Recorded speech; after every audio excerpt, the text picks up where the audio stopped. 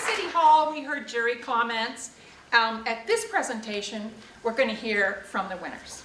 So they're giving short, sort of key talks about what was important to them and the ideas they formed in the competition.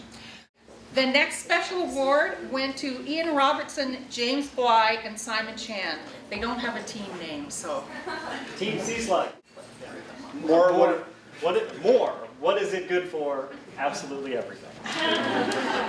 In our research, we found that the Surrey neighborhood's current median income could still afford a newly constructed unit if and only if land prices were to stay at current values. But how can we introduce more density while controlling land prices? It became clear that the rezoning process increases land values in a manner largely proportionate to how much density is added. This process generates a jackpot windfall for the developer, making it difficult to create true affordability by adding density. Fundamental to our proposal is a manner by which increasing density might be possible without inflating property prices, and that instead of the city extracting part of this lifted land value through fees, a portion of the overall land value instead becomes the city's shared equity in the project. Critically, in our model, this value is no longer traded each time the property is sold. It is analogous to what happens with leasehold land, which sells for much less, even with rapidly increasing property prices and overall unit scarcity. So the shared equity model shields land value from jackpot land lists, and the reduced land equity leads to reduced unit values, which also leads to reduced real estate transaction fees every time the unit's traded. So it creates what's effectively a parallel housing market without the city having to put in money at the beginning to do one. So it provides a missing middle financial model to go along with the missing middle building model.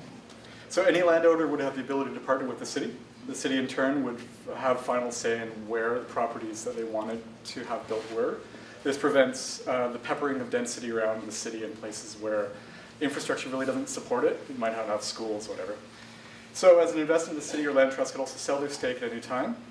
And this, crucially, would also be at the future value of the land, not the current value. So it would inevitably be higher.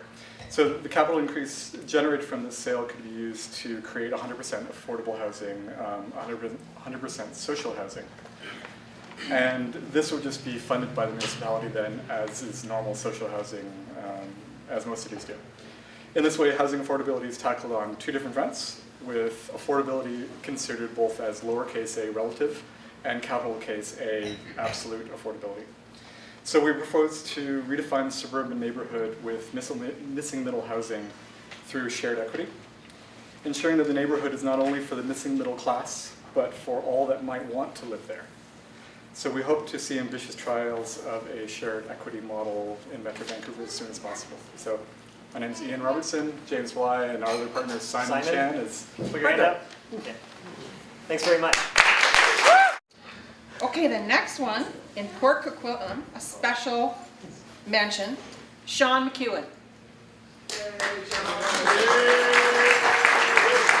Sean, although a gray hair, has been involved in affordable housing ever since he was born. No, ever since he went to architecture school. It's true, but I was helped a great deal by these two wonderful millennial young architects, Chris Torres and Alyssa Broche, and so I couldn't have done it without their help. But basically, hats off to Urbanarium for the incredible effort that they've made to put this competition together. All the volunteer hours is absolutely stupendous, and I think the product speaks for itself as to how well the competition brief was laid out, and the number of entries that you did get is absolutely wonderful. What we were trying to do was to basically show not just the missing middle, but the mixing middle. How could we get lower income folks a stake or a tenure in a proposed development that might be on a small single-family lot? So basically threw a lot of the guidelines out the windows from the competition brief, and because we wanted to show also the economic reality is such that you have to look at higher densities.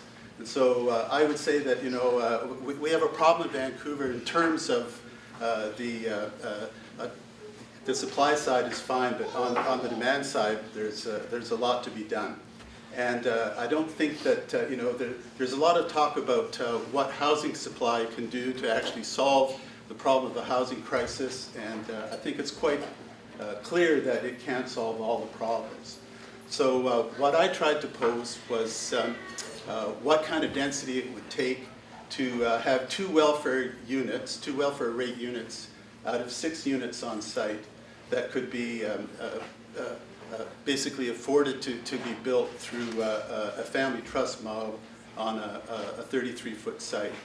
And it was an interesting task, and I think what it shows is basically, and this is you can look at the historical kind of precedence for this sort of thing, but for a non-market project, you basically need 3 times the FSR, 3 times the density on a market type lot. So that's essentially, in a nutshell, what we were trying to show, is that it's all well and good to think about upzoning to allow the missing middle to make our cities more interesting, but we have to allow for non-market development as part and parcel of what is happening to change in our neighborhoods.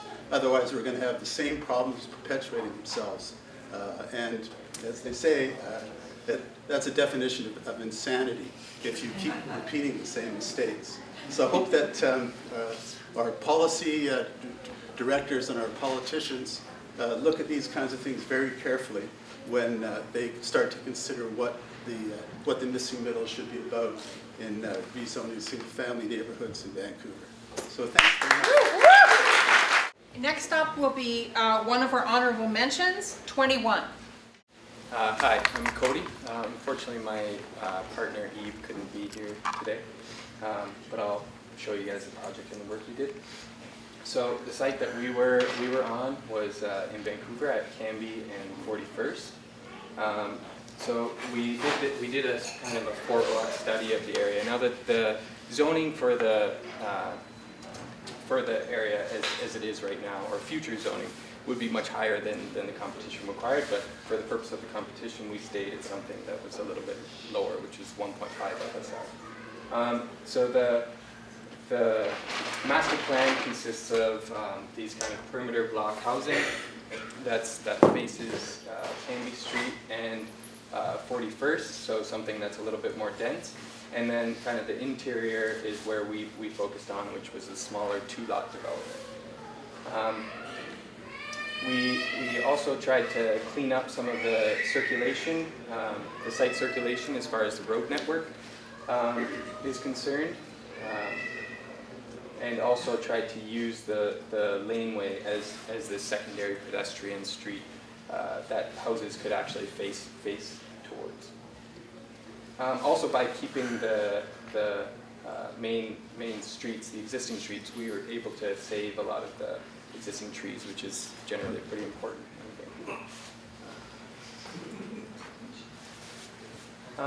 So our idea was kind of based on the idea of having a perceived density and then the actual density. So the perceived density was a lot smaller because we wanted the larger homes to sit on top, and we wanted the plan and massing to be able to breathe a little bit. So the strategy we took was by pushing down on the sides, so that if this were, I'll just point towards it, if this were the actual street level, we pushed down and created these courtyards on the sides. So in the current situation, what we have is it could potentially be parking, because we do still have cars and still have to drive. And then also based on need, and if in the future if there were less cars or something like that, then they could be converted into units. The massing was also carved, and we allowed these skylights to sit. This is one of the major skylights coming down right here. We allowed the skylights to penetrate through the project to allow as much light as possible to get into these lower units.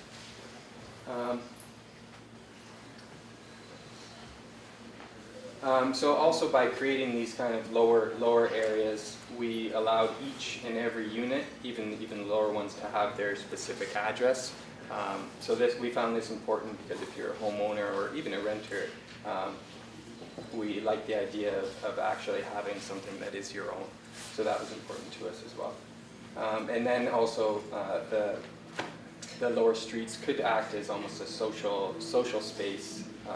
It's kind of a semi-private area, whereas the gardens in the back here would be more of a private area for the larger houses on top.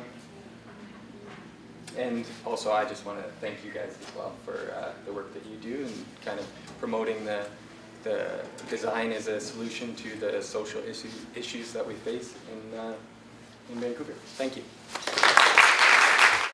Next up is our next honorable mention, Mesa Architects, Inc.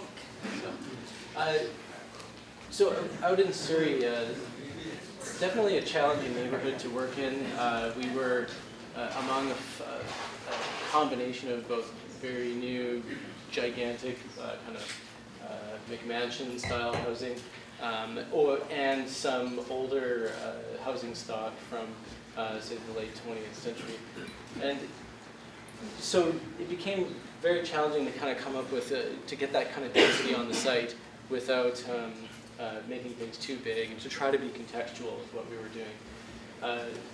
We ended up, our scheme kind of has, say, 3 or 4 moves to it. We tried to narrow up the mass of the building and then create this, what were we calling it? A street-oriented mortgage helper at the front of the site here. And we thought that even in the neighborhood there were some interesting examples of home beauty salons and other types of sort of small professional services that already existed in the neighborhood. We thought it would be nice if we could formalize that and give people an opportunity to have that on their site, give them an opportunity to work close to home, and also bring other people into the neighborhood. And then so this became part of our financial scheme as well as a kind of income generator for the site and people who were coming together in this co-housing approach to develop on this land. Another one of our, maybe on the next slide, another one of our ideas was to kind of take back the lane, and another part of the income generation was to sell off a portion of the back of the site to the city and then preserve that as open space. The idea being that if enough people did this, we could link it together and have a kind of urban park through the site. I think that pretty much covers it. We tried to hit a few of the other, nice sound bites of, multi-generational living, providing a variety of different unit types and unit mixes, and try to target those people who are, families, seniors, aging in place, singles and couples who would need other space later on, and a mix of small studio units for students or people just moving out. So it kind of covers it. Thank you. Next up, another honorable mention, TOAD. We'll begin by introducing ourselves. I'm Emily. I'm Alex. I'm Tony. And our submission is called Cocoa Village. Yeah.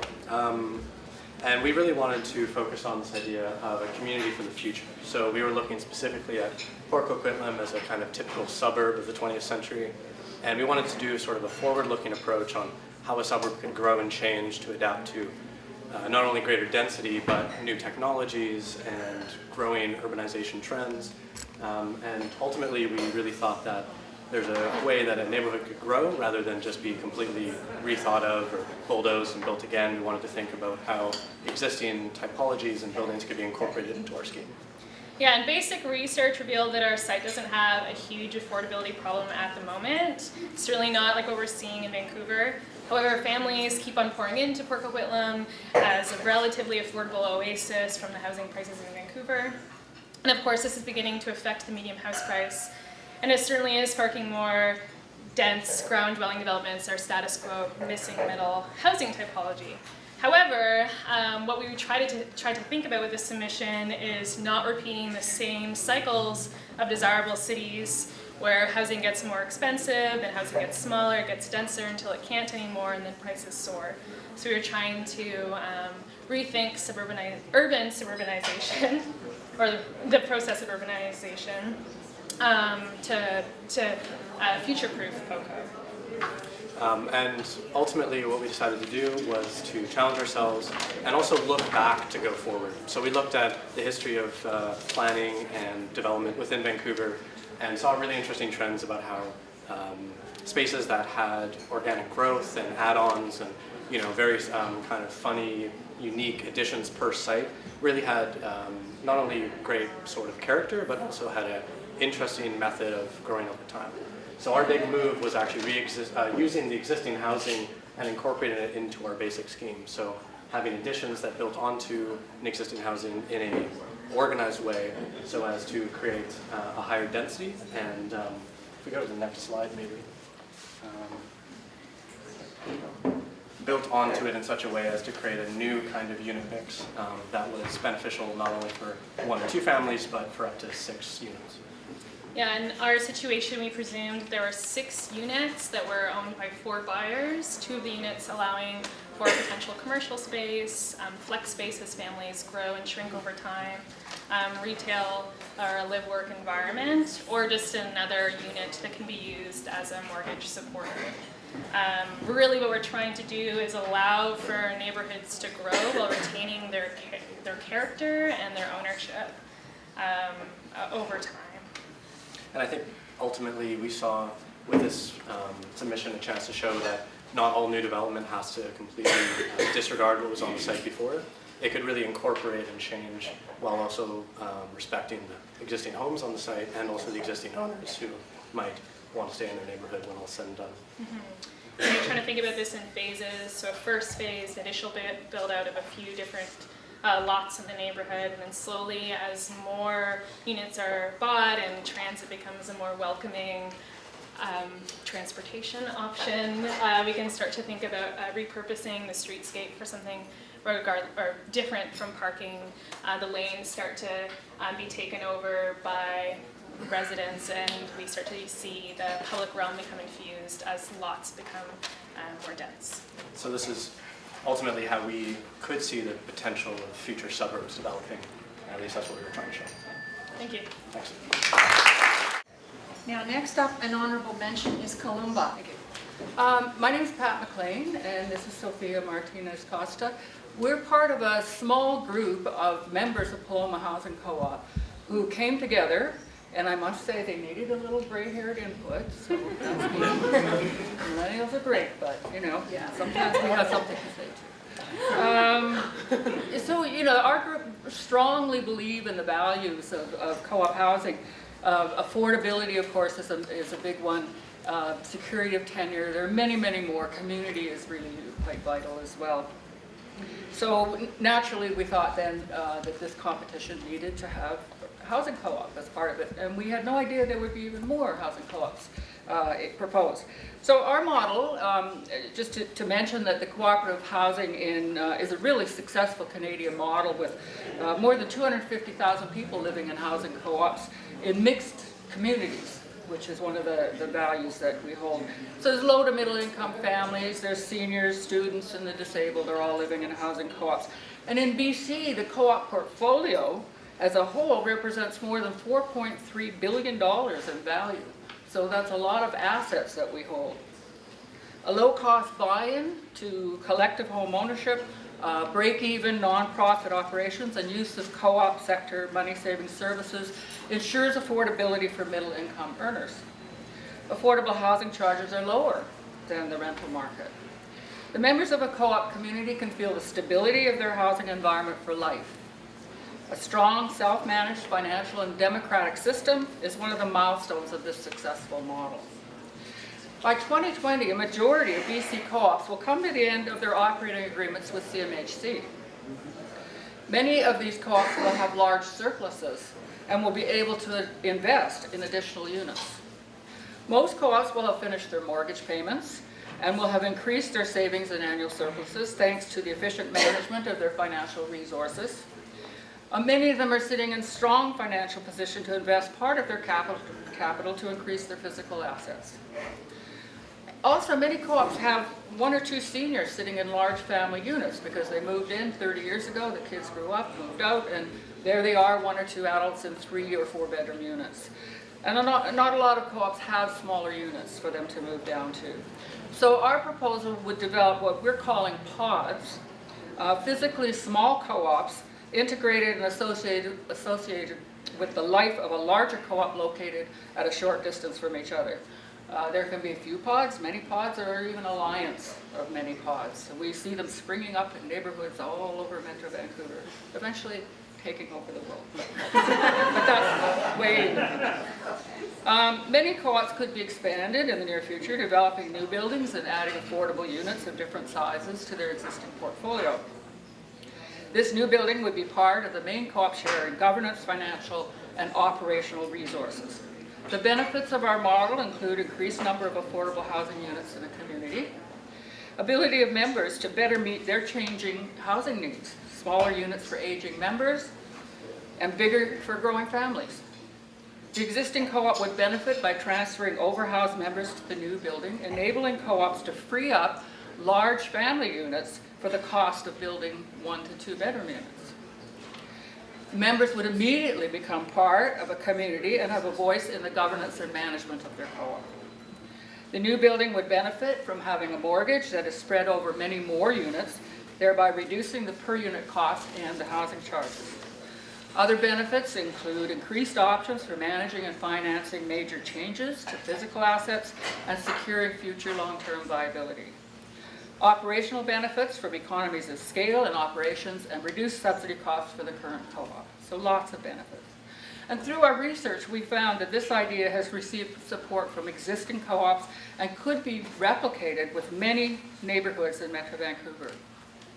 If even 20% of the existing approximately 200 Metro Vancouver housing co-ops follow this model, the result would be 600 or more additional units of affordable housing built in single-family neighborhoods over the next, say, 20 years. Could be more. Our financial model means that existing co-ops with large surpluses could contribute capital up front. Mortgages would then be paid with the new building revenue and the annual surplus generated by the existing building. So clearly, you know how to read our plan, so we're not going to talk too much about that, but we're just going to highlight the main aspects of the building design. We'll leave the master plan for you to look at yourselves, and we can chat about it after the presentation. The building has 16 units, 7 of which are 1 bedroom, including 2 accessible units. There are also 6 2-bedroom and 3 3-bedroom units and 1 guest room. The main goal of the design is to crystallize the co-op values that I've mentioned earlier, primarily the community character that runs in 2 directions, internally within the building and externally expanding into the neighborhood. Internally, the building offers several community-oriented spaces for social interaction, the most important of which are the courtyard. It's the heart of the building, generator of casual social interaction.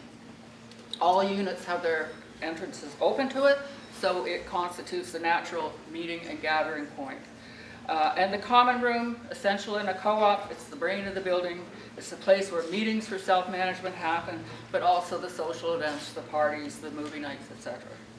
These 2 community activation points are intimately connected and even expanded towards the exterior by making the common room accessible to the neighborhood and the creation of a new public space that activates the laneway, greenway proposed in the master plan.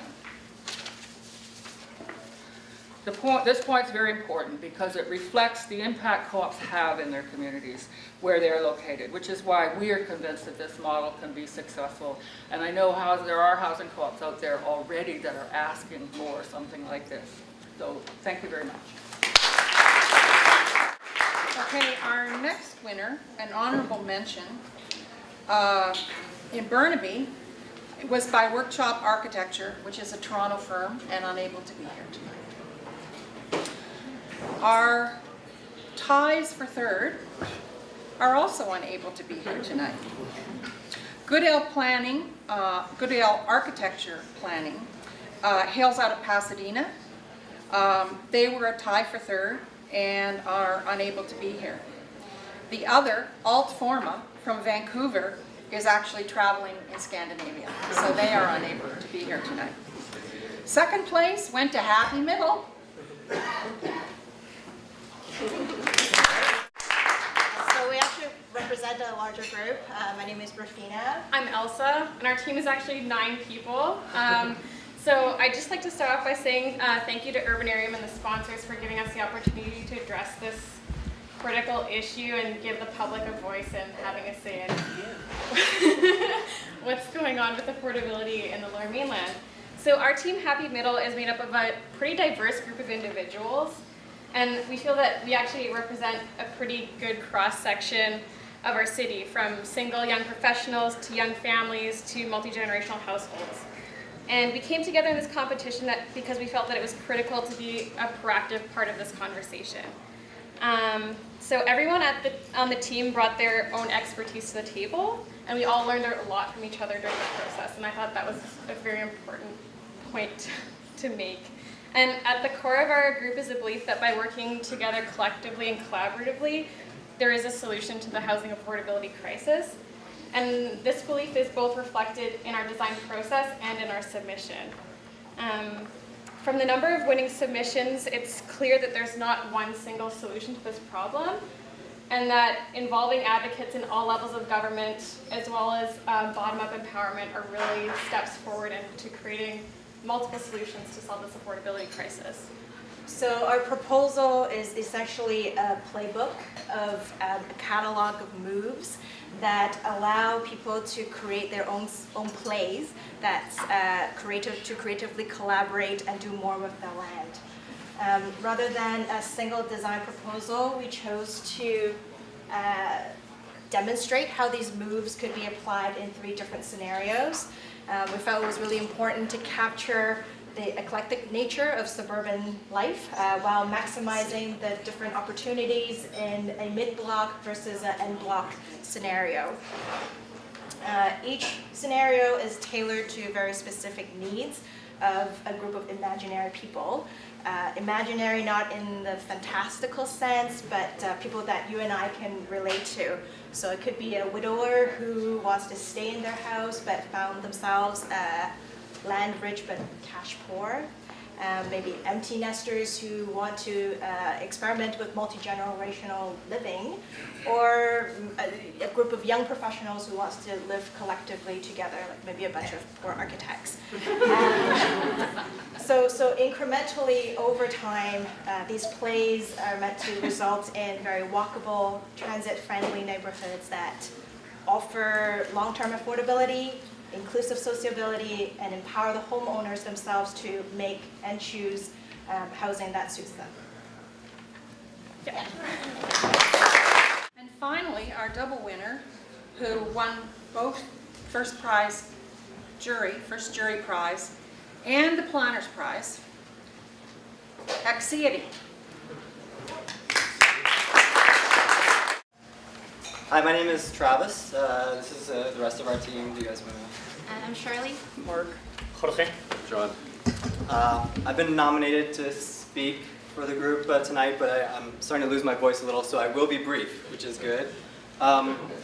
A big part of our submission and really the larger conversation here was about co-ops and sharing models and the economics of tenure. I think when we were thinking about that, there was really something that was more in the background of that as kind of a larger question. So obviously there's a lot of research that went into the submission, but believe it or not, there's quite a bit that actually didn't make it onto the board. So I wanted to pick up on one of those ideas that was really sort of floating in the background for us, and it's an idea about friendship. So Jacques Derrida wrote a book on friendship in which he talks about friendship as an organizing role in the definition of political activity, of justice, even democracy. And we thought that was a really powerful kind of idea. And throughout that book, he pulls from various canonical texts, including Aristotle, who said, households are a friendship. which is a really kind of nice thought. And it should be noted that the Greek word for household, oikos, also family or property, is also the root of economy and economics. So here you have like this bundle of ideas, right, of housing and friendship and economics, kind of all rolled into one question. And that was just really fascinating to us and drove a lot of our thought in a way. And so I just want to leave you kind of with that question here tonight. I would phrase that question like this. Can we as a society carve out a space for households based on friendship that can be both a valuable economic model and also a healthy social model to follow as we all build cities together? And that's it for us. I do want to take just the last minute that we might have to thank again Urbanarium for giving us this opportunity and really giving a very detailed brief that forced a lot of in-depth thinking and research. I think the power of the boards really speaks to the power of the brief. And especially to the jurors who gave their time to dig through all that nitty-gritty detail, right? All that policy wonk and number crunching, right? Amazing job. And finally, I want to call out a few people that aren't on our official team, but kind of passed through our office at various times and made huge contributions to our ultimate success. Desmond Cooper, who I think is here, Dale McClanahan, a great input, and Tina Snyman. Thanks to those guys as well. That's it. Thank you.